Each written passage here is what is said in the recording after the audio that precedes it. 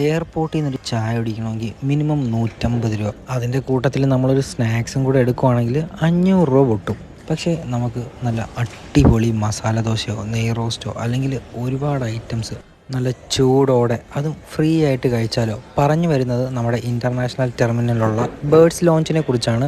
ഇതിൽ ആക്സസ് വേണമെങ്കിൽ നമ്മളുടെ കയ്യിൽ ചില ബാങ്ക്സിൻ്റെ കാർഡ് ഉണ്ടാവണം. ടോട്ടലി ഫ്രീ ആണ് എൻട്രി. എന്നിരുന്നാലും ചില ആളുകൾ കമൻറ്റിൽ വന്ന് ഒരുപാട് കുറ്റം പറയും. നിങ്ങൾക്ക് ഫ്രീ ആയിട്ട് കിട്ടുന്ന ഇത്രയും നല്ലൊരു സർവീസിനെ കുറിച്ച് നമ്മളെന്തിന് കൂടുതൽ ബോധേഡാവണം.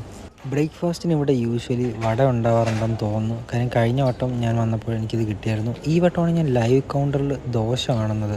അപ്പോൾ ദോശ മാത്രമല്ല, മസാല ദോശയുണ്ട്, പ്ലെയിൻ റോസ്റ്റ്, അതുപോലെ ഓംലെറ്റ്, സണ്ണി സൈഡപ്പ്, അങ്ങനെ നമുക്ക് ആവശ്യമുള്ള എന്തും ഇവിടുന്ന് ലൈവ് കൗണ്ടറിൽ നിന്ന് ചെയ്തു തരും. ഈ വട്ടം ഒരു വാട്ടർമെലൺ ജ്യൂസും അവൈലബിൾ ആയിരുന്നു. അവിടുത്തെ പൂരിയും അടിപൊളിയാണ് കേട്ടോ. പിന്നെ സ്വീറ്റായിട്ട് നമുക്ക് ഗുലാബ് ജാമുനും ഉണ്ട്, അതുപോലെ കേക്കും ഉണ്ട്.